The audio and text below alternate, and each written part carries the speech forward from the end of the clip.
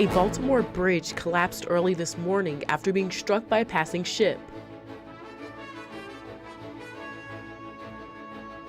Washington State became the first state to legislate a Bill of Rights for strippers. And later, see where you can pick up a loaded lunch on campus today.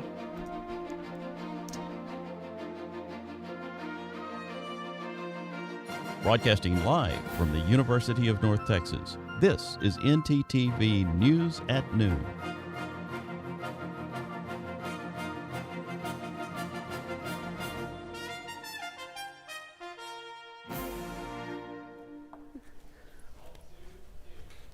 Good afternoon, and thank you for joining ntTV News at Noon. I'm Drew Maurer. And I'm Kennedy McGregor. Sad news in Baltimore. A major bridge collapsed in the early hours of Tuesday morning when it was hit by a container ship, sending several vehicles aboard the bridge, plummeting into the water below and scattering people about. At this time, there are still 6 people unaccounted for, as emergency responders say they're in a search and rescue posture, searching the surface of the water, the river, and the deck of the ship. Wes Moore, Maryland's governor, declared a state of emergency following the bridge's collapse and is working to deploy federal resources. At the time of the crash, 22 members of the crew were aboard and accounted for, with no injuries or oil pollution. Officials are working to track down all missing individuals, and our thoughts are with them during this difficult time. Washington State governor has signed and given way for the Strippers' Bill of Rights. New rules are coming to strip clubs to make conditions safer for dancers and eventually allow alcohol at the clubs. CNN's Joel Moreno has more. This bill helps ensure adult entertainment establishments are safe for workers. Flanked by supporters of SB 6105, known as the Strippers' Bill of Rights, Governor Jay Inslee gave his approval with a stroke of his pen. It's pretty simple why we're passing this bill. These are working folks, and working people deserve safety in the environment in which they work. The legislation requires more protections for dancers and safety training for all staff, including security that works on site, something the bill's sponsor championed. And that is really critical to make sure that people understand signs of trafficking, of how to do de-escalation, how to make sure that they are creating a safe workplace for everyone. Clubs that meet these new safety requirements will also be allowed to get liquor licenses, though extensive rulemaking will still need to occur before alcohol can be served. Without liquor and without these safety protections, all of the burden was on the workforce, on the dancers. Thank you. Prosecutors had urged the governor to veto one section of the bill that prevents Seattle and King County from passing their own rules, mandating a specific distance between dancers and their customers, as well as when money could be exchanged, saying it could lead to more crime. I think one of the most important parts of this legislation is the section that they were trying to veto. Dancers have been fighting for years for these changes, saying they've been subjected to harassment and lost wages, and now protections are finally in place. It's still kind of like surreal that this passed. At any moment, I was still thinking that any portion could get vetoed. The law takes effect in January of next year, and in the meantime, the Department of Labor needs to draw the parameters around the safety requirements, as well as how they will be implemented. Abortion and Roe v. Wade have been huge discussions across the country for decades. Today, the Supreme Court is meeting to discuss the drug mifepristone. Mifepristone is one of the most commonly used drugs to perform abortions. A lawsuit is challenging the FDA's power to make mifepristone easier to obtain. This is the most important case since Roe v. Wade, which the Supreme Court will be hearing oral arguments. Plaintiffs argue that the FDA broke the law by allowing patients to get mifepristone through telepath and the mail. However, laws vary by state, and so do the stories of many women and their abilities to not conceive to full term. Drug makers worry that the case could create more legal challenges for FDA approvals moving forward. Well, Drew, I had to go back inside this morning and put on a jacket. I was freezing. Me too, that's crazy. Well, our weather anchor, Jalen Tucker, is here to tell us why in the world it is so cold this morning. Jalen? Thanks, guys. Yes, I agree. It's been very chilly, especially here around Denton, Texas. If you guys look at the current conditions right now in Denton, Texas, it is 49 degrees, feeling like 44, probably because that wind speed is coming in 13 miles per hour. So it is very chilly. So make sure you have your jackets on standby when you're walking to class today. Now, looking at tonight's conditions, the weather is going to rise, it being 52 being the weather tonight. It's going to be clear skies with it feeling like 51 and that wind speed dying down in 4 miles per hour. Now, going into tomorrow's condition, we are going to see that chilly weather still. It's going to be 55 degrees, but it is going to be sunny, so that's going to be a little warm, little sun keeping you warm. It's going to feel like 52, but that wind speed coming in 11 miles per hour. So definitely high winds coming here in Denton, Texas. So guys, I have another weather trivia for you guys, and this one might be a little tough for you guys. So what was the average temperature across the U.S. in the last month, since it's been really chilly outside? A, 72.9, B, 41.1, C, 32.9, and then D, 69 degrees. So I will make sure that I have that answer for you guys when you come back to the break. And I don't know if you guys heard about that big-time music producer's house was just raided yesterday afternoon. More on that when we come back. All right, look up here. 1, 2, 3. Mom, Dad, I got it.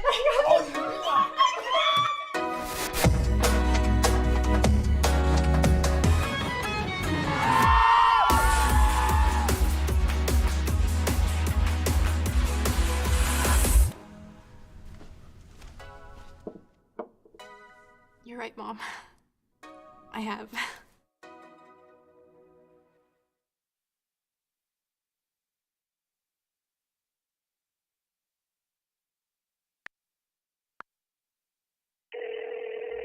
Hey Alex, this guy on the internet says he wants to give me money. That sounds suspicious.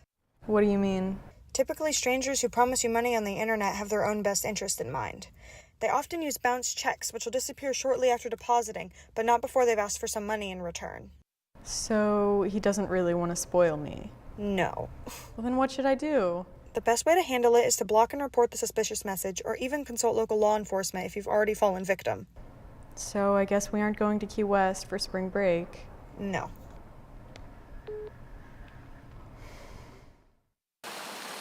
Willis Library, located at the University of North Texas. It has computers, printers, and the building is open 24/7. By going online, you can book up to an hour of reserved space in one of the many private study rooms. Many of them are equipped with whiteboards, a table, and a TV to hook up to your computer. Textbooks can be checked out for free with a student ID. They also have many of these in ebook forms. This is still a library, so always remember to be quiet and respectful of other surroundings, especially in certain places where talking is not allowed. For example, the 3rd and 4th floor are completely quiet. As you can see, Willis Library has many options for students, with it offering many media sources and staying open all the time.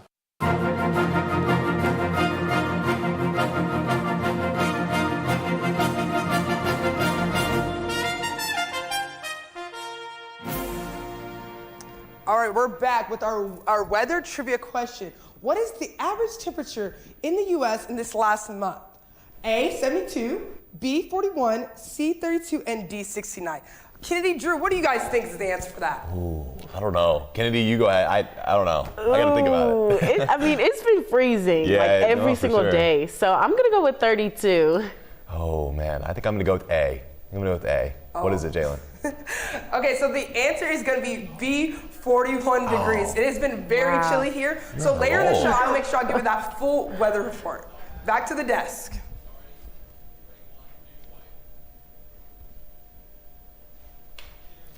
Thanks, Jalen. Well, multiple hairy situations are prickling California prisons as guards are now required to be clean-shaven, regardless of religious practice. Since 2022, the California Department of Corrections and Rehabilitation has banned most guards from wearing facial hair, as to have the ability to wear protective gear from diseases and chemical agents. Now, that law has extended to all guards. That includes, quote, Sikhs, Muslims, and employees of other minority faiths who have facial hair as a sacrament of their practice. And in response, the Justice Department's Civil Rights Division has filed a request demanding the court to influence the agency to stop enforcing the policy. Well, hate is learned, not innate. But in this Southern Maryland middle school, 3 boys are learning the consequences of their hate against another student. CNN's Mike Helgren has the story. Nobody should have this happen. I can only imagine how upsetting this was to her. She told them to stop, they wouldn't stop. Calvert County State's Attorney Robert Harvey spoke to WJZ about the disturbing allegations against 3 13-year-old boys, students at Plum Point Middle School in Huntingtown. He says the alleged hateful harassment happened on school grounds. Young men were making remarks, drawing swastikas on her desk, on pieces of paper showing them to her, making Nazi-like salutes. He says the hatred was directed at their classmates' religious beliefs and had been going on for months. I know that they were told to stop. I know that the victim finally felt that she had to take it to a higher level and report it to the police. Harvey says the last major hate incident here was 4 years ago and involved several teenagers painting racist messages on the Calvert High School football field. The school removed them and wrote "No hate here" in their place. Harvey says it was crucial to inform the public of the latest case. We want the public to know what happened as fully as we possibly can explain it, because we want to make sure it doesn't happen again. We want to make sure it stops here and now, no more. According to the Department of Justice, hate crimes are on the rise in Maryland. There were 221 reports in 2022. The latest year statistics are available. That compares to 40 in 2020 and 89 in 2021. 59% targeted a victim's race, 20% their religion. Typically what's involved is that the juveniles are brought in with their parents to discuss the charges, determine what action might be appropriate. There can be diversion, there can be apology letters, there can be classes, training, sensitivity training. Well, the Department of Juvenile Services will decide whether to refer the teen's charges to the court system or not.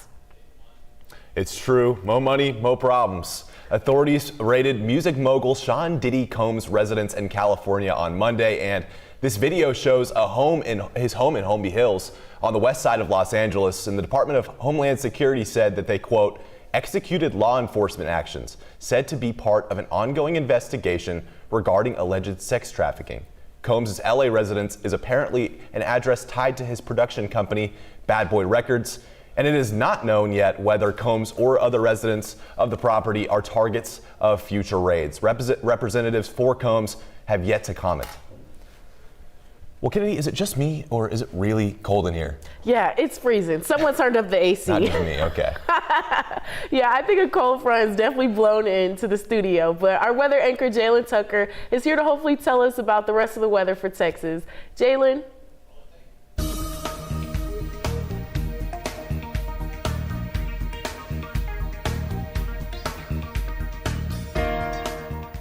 Thanks, guys. Yes, looking across North Texas, we are still seeing those chilly weathers here. As you can see, we're looking in those upper 40s and those low 50s, especially here in Dallas. You know, it's 51, and then all the way in Decatur being 48. Now let's look across the whole state of Texas right now. We are still seeing those chilly weathers out there. As you can see in El Paso, though, they are 54 degrees outside, and Abilene, it's 55. And then up north here in Amarillo and Oklahoma City, we're looking at those chilly weathers, 41 degrees. In Austin, Texas, 57, so a little bit warmer down south.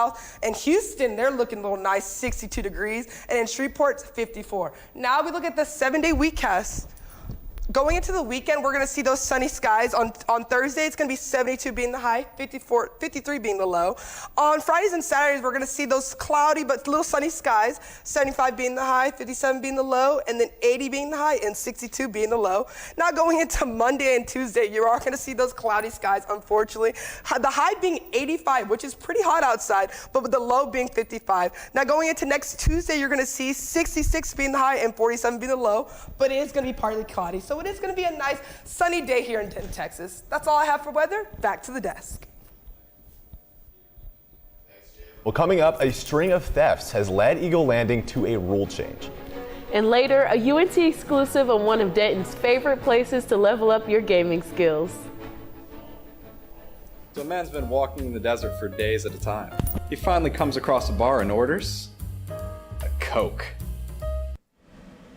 That's not funny. Eh? Eh? There's no harm in wanting to have fun while in college, but it's easy to lose track of how much you've had. Apps like Drink Control and Alkadroid can help keep track of your consumption and blood alcohol levels. If you or someone else does drink too much, the signs of alcohol poisoning are as follows: pale skin, vomiting, confusion, low body temperatures, irregular breathing, blacking out, and it's hard to wake up or cannot be woken up. Dude, are you okay? Hey, what's wrong? Wake up. It's an exciting time of year, but it's important to be responsible. If you suspect someone is suffering from alcohol poisoning, get help immediately. You will not get in trouble for seeking help if you are underage. For more info and resources, go to UNT's Division of Student Affairs.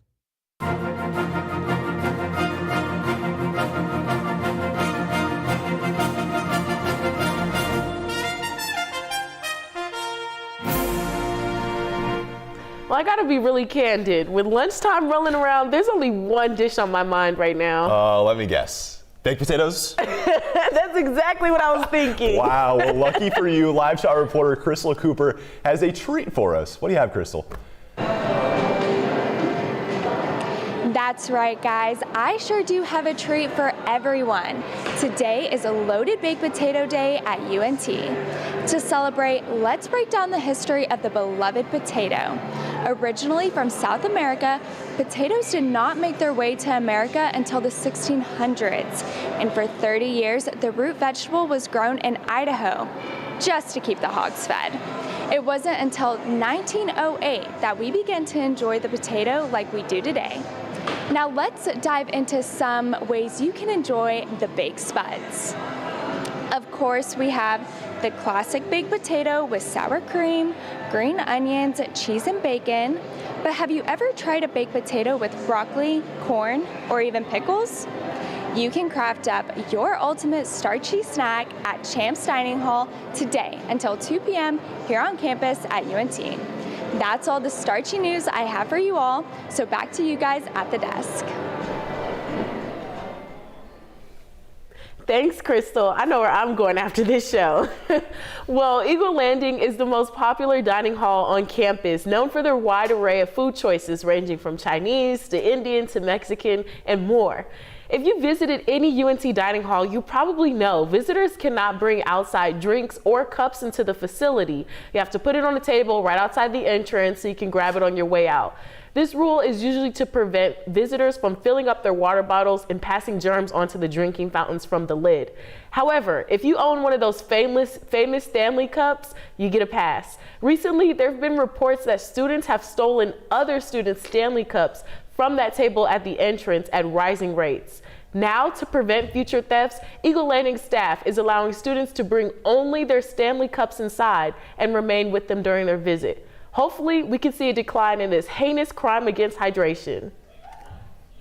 One North Carolina family is seeing triple twos this Tuesday as the mother, who is a twin herself, gave birth to her second set of twin boys with the help of medical professionals with, you guessed it, who are also twins of their own. And Angela Tewitt of Greensboro had her first child 6 years ago, and she thought she was done with little babies until she had a set of twins late last year.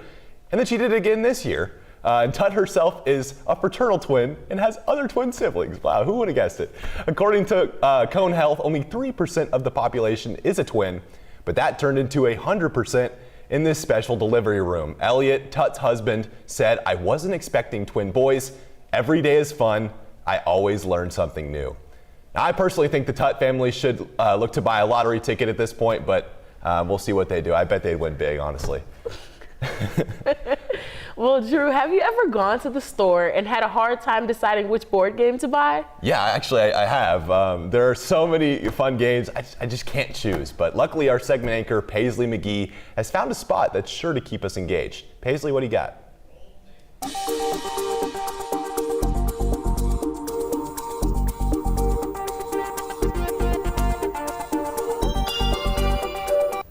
Thanks, guys. Well, you're in luck. I have found the perfect place here in Denton where you can save a little money while you level up your gaming experience. Let's take a look.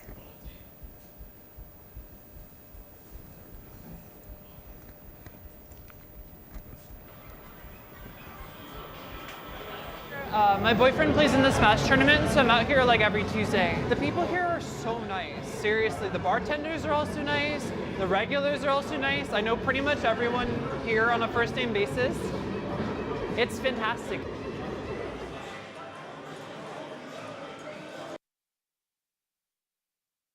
We have like people that come out just for rhythm games and they only play games along with the music and they kind of tap and beat and play. Other folks are here for the fighting style games. It's kind of up to the person. I came from San Antonio and now I'm in Denton, so a good way to meet the community here at Free Play in Denton.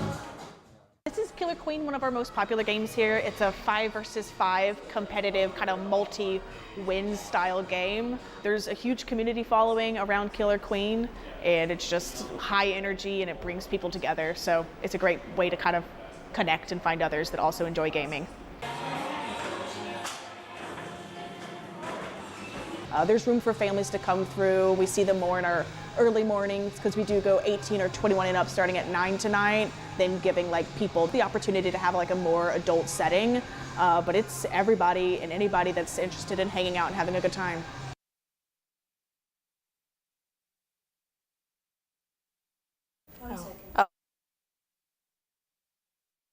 Like at the end of the day, that's what we're about. Like coming here, creating memories, either like firsthand or secondhand nostalgia. Like games are for everybody, and so is this environment. I truly had a blast. I'd also like to mention that if you show up within the first hour of opening, it's half-price admissions all day. So if that doesn't get you riled up to head over to the square and have some fun, I don't know what will. That's all for my story. Back to y'all at the desk. Thanks, Paisley. Hopefully I make it to Free Play in time for the half-off admission. Yeah. But for some of us, last week we weren't as accurate with our March Madness predictions. Some of us, not you, Kennedy. That's right. I correctly predicted the GCU Antelopes moving on to the second round. Too bad they lost to Alabama in the round of 32. Well, at least they won. UAV barely lost in heartbreaking fashion to San Diego State. But if I remember right, our sports anchor Trey Francis had a prediction of his own. Trey, how'd that work out for you? Yeah, Drew, that's right. I had the same kind of thing that you did. I wasn't quite expecting it, but I chose Clemson to lose first round in New Mexico. They were the first one to ruin my bracket as they went on to beat New Mexico and Baylor. Well, since I got it right last week, I'm going to take another shot in the dark at a prediction for the Sweet 16. I'm riding with the Clemson Tigers, beating the Arizona Wildcats, and going to the Elite Eight. What's your prediction, Trey? Kennedy, I'll let you have the Clemson Tigers. I'm done betting against them. My prediction, though, for this round, I'm going to go with the Wolfpack from NC State to beat the Marquette Golden Eagles, and that game's actually right here in Dallas on Friday night.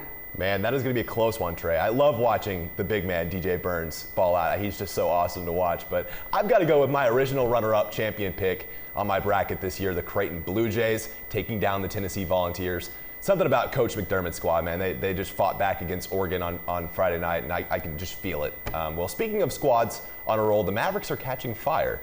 And it was a close call last night, though. So Trey, what can you break down for us on that? Yes, that's right. The Mavericks, they trailed for a good portion of last night's game, and a couple of changes to rules in the NFL. Find out about it on the other side of the break.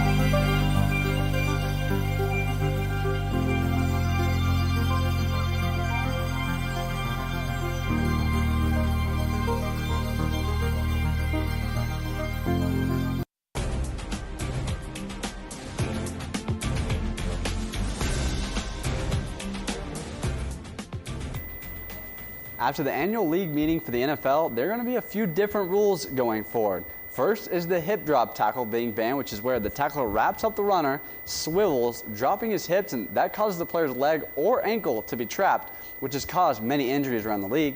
Also, the kickoff is now being changed to how the XFL does it, where all the kickoff members except the kicker line up on the opposite 40-yard line, and the return team lines up everyone but the returner at their 35-yard line. A little confusing, but like I said, like the XFL, the NFL puts these rules in place to help protect the players and their safety. I'm sure there's going to be more rules to come as the league continues. And the Dallas Mavericks, they continue to string wins together after another one last night against the Utah Jazz. The Mavs have now won 8 out of the last 9. And if there's a time to get hot and stay hot, it's right now. It's Kyrie Irving and his Mavs taking on the Utah Jazz in a third straight game, this one at the Delta Center. There he is halfway through the first quarter, driving down the lane, kissing one off the glass as his team moves to down a point. Then it's Tim Hardaway Jr. driving in the paint, kicks it out to Luka Doncic as he hits a step-back splash for the 3, giving his team the lead. P.J. Washington, where he goes to the paint, floats it up, misses, but it's Daniel Gafford with a nasty putback. Now that's becoming a usual thing for him now. And late in the fourth quarter, Doncic, he wants to take control of this one. So he hits a jumper from the corner, and it was all good vibes from there for the Mavericks. Kyrie, he finished the day with 27, Luka with 29, adding another triple-double, and they make it look easy. Once again, the Mavs won this one 115-105, and they continue their road trip against the Kings tomorrow night. And that's all I have for sports. Now back to y'all at the desk. Thanks, Trey. Well, big shout out to Maverick star Kyrie Irving as he turned 32 this past Saturday. But for us, we have another big birthday in the house today. That's right, Drew. Paisley McGee is here to wish a happy birthday to a very special person. Paisley? I do. Thank you, Kennedy. I want to wish a very happy birthday to my mom. I'm sending you lots of love from me and the ntTV crew. Now back to y'all, Kennedy and Drew. Yes, a very happy birthday to Mrs. McGee. Well, thank you all for watching ntTV News at Noon. Join us again tonight at 6 and tomorrow at noon here on North Texas Television.